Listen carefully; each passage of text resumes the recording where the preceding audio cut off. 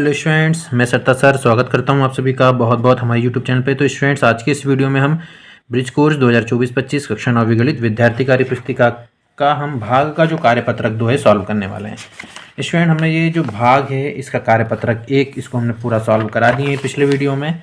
आज का ये जो वीडियो होने वाला है, ये जो भाग का कार्यपत्रक 2 है जो कि पेज नंबर 23 है ना। तो इसको हम आज के इस वीडियो में सॉल्व कराने वाले हैं। ठीक है, ज़्यादा देर नहीं करते हैं स्टूडेंट और वीडियो को शुरू करते हैं। यदि आप हमारे चैनल को पहली बार देख रहे हैं तो आप हमारे चैनल को सब्सक्राइब जरूर करें और बेल आइकन दबाएं ताकि आसानी से हमारी वीडियो आप तक पहुंच सकें और आप बहुत अच्छे से मैथमेटिक्स को सॉल्व कर सकें। चलिए शुरू करते हैं स्टूडेंट। तो यहाँ पर हमारे पास पहला क्वेश्चन दिया गया है। पहला क्वेश्चन है यहाँ पे हमारे पास कि 576 किताबों को डिब्बों में पैक करना है। कितनी किताब है? 576 किताब है जिनको हमको पैक करना है। ठीक है, अगर एक डिब्बे में 24 किताब आ रही है, यानी है टोटल हमारे पास 576 किताबें, और एक डिब्बे में कितनी किताबें आ रही हैं? 24। तो कितने डिब्बे लगेंगे? तो जब इसका मतलब है कि 24 किताबें हमको एक एक डिब्बे में, मतलब कुल मिला के हमको बांटना पड़ेगा अलग अलग, है ना। तो जब भी ऐसे क्वेश्चन आते हैं तो इसका मतलब होता है कि यहाँ पर हमको भाग करना है ना। तो हम 24 से हम भाग देंगे। अब 24 का भाग देना है 576 में स्टूडेंट। तो 24 का पहाड़ा हम पढ़ेंगे या हम थोड़ा अंदाज़ा लगाएंगे कि भैया यहाँ 5 दिख रहा है इकाई में और यहाँ इकाई में 2 दिख रहा है, तो 2 दूनी 4 लगभग 2 बार जाएगा, यानी 24 दूनी क्या हो जाएगा? 48। तो ये हो गया 24 दूनी 48।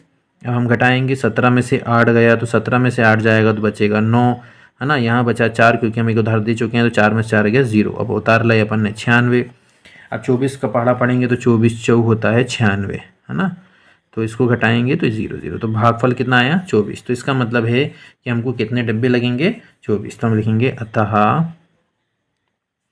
कितने डिब्बों की जरूरत पड़ेगी? तो हम लिखेंगे अतः 24 डिब्बों की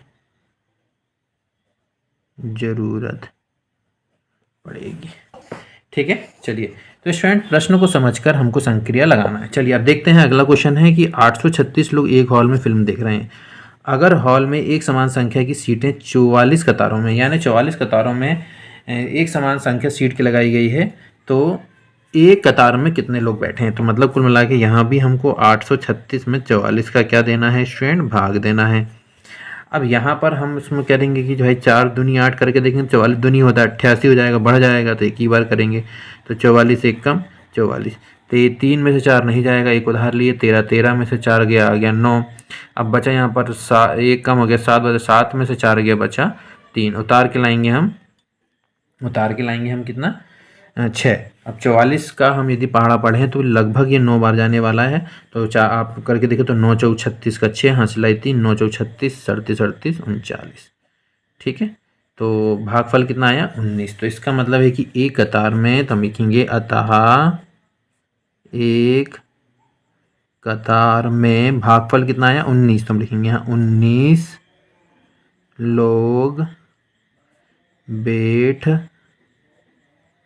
सकते हैं। ठीक है, तो इस तरीके से हम इसको सॉल्व कर लिए। चलिए अगला क्वेश्चन देखते हैं।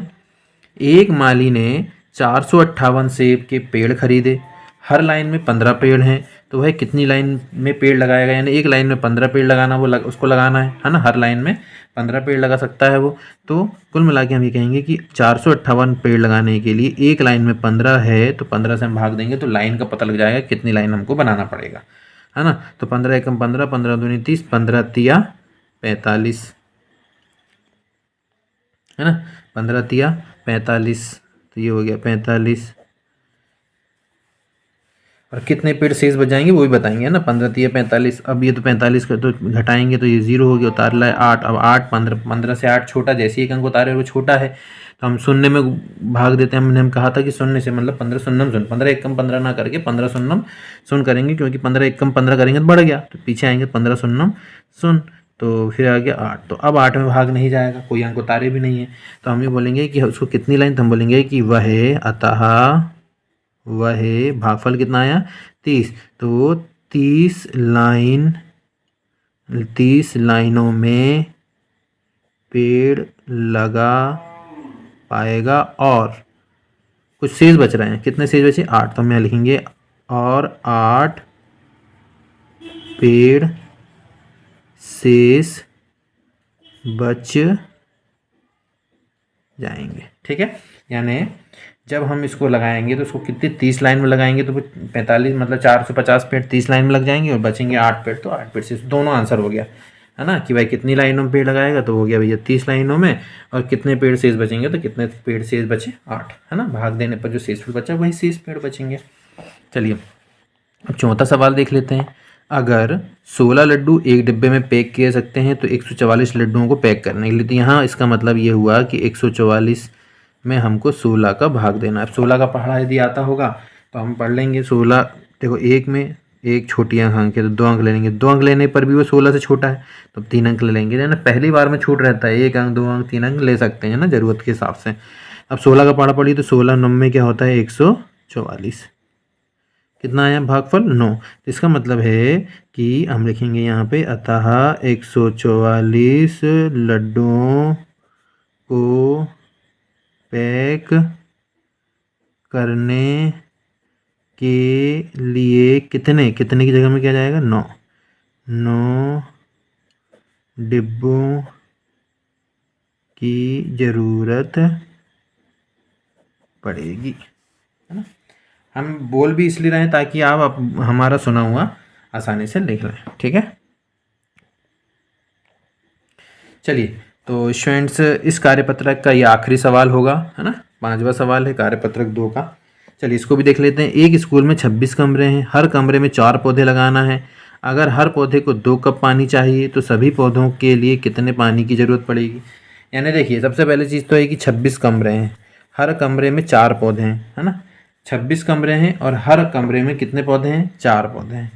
अगर हर पौधे को, है ना, 26 कमरे हैं और एक कमरे में कितने पौधे हैं 4, तो अगर हर पौधे को 2 कप पानी चाहिए तो सभी पौधों के लिए कितने पानी की आवश्यकता होगी। तो 26 कमरे हैं और हर कमरे में 4 पौधे हैं, इसका मतलब ये हुआ कि कुल पौधे कितने हो गए एक स्कूल में, है ना। 26 कमरे और हर कमरे में 4 पौधे हैं तो यहाँ पर हम बोलेंगे कि 26 गुणित क्या हो जाएगा 4, है ना। एक कमरे में 4 हैं, ऐसे कितने कमरे हैं 26 कमरे हैं, है ना। तो इसमें हम 26 को गुणित 4 करेंगे तो 6 4 6 24 का 4, हाथ सिलाई 2, 4 दूनी 8 और 2 10। इसका मतलब है कि 4 पौधे एक कक्ष में यदि हैं, एक कमरे में हैं, तो ऐसे 26 कमरे में कुल कितने होंगे 104 पौधे।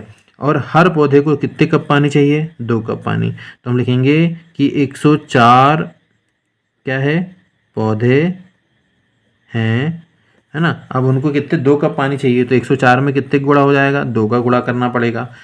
तो सभी पौधों के लिए कितने पानी की ज़रूरत पड़ेगी तो वो देख लेते हैं। 4 दूनी हो गया 8, 2 शून्य शून्य हो गया, 2 1 कम 2, तो हम लिखेंगे कि सभी, है ना, यहाँ लिख लेते हैं अपन, अतः सभी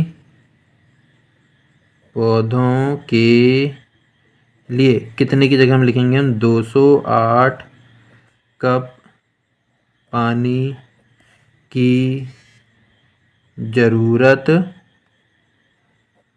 पड़ेगी। ठीक है, यानी स्टूडेंट देखो सबसे पहले हमको कुल, देखो उन्होंने क्या कहा है कि हर पौधे को 2 कप पानी चाहिए, तो सबसे पहले चीज़ है कि हमको पहले देखना है कि कितने पौधे लगे हैं। तो एक स्कूल में कितने कमरे हैं 26 और एक कमरे में 4 हैं, तो 4 एक कमरे में, तो 26 कमरे में कितने होंगे तो 26 गुणित 4 करें तो कुल हो गए 104 पौधे। कुल मिला के उस स्कूल में कितने पौधे हैं 104 पौधे हैं। 104 पौधे को 2 कप पानी चाहिए तो उसमें अपन 2 का गुणा करेंगे तो कितना पानी आया 208 आया। तो इसका मतलब है कि 208 कप जो है वो सभी पौधों को पानी की ज़रूरत पड़ने वाली है। ठीक है, कोई दिक्कत।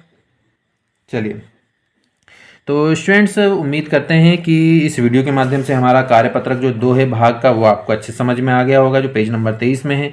यदि आपको वीडियो में कोई भी क्वेश्चन ऐसा लग रहा है, डबल समस्या आ रही है, डाउट है, तो आप हमें जब कमेंट्स करके ज़रूर बताएं।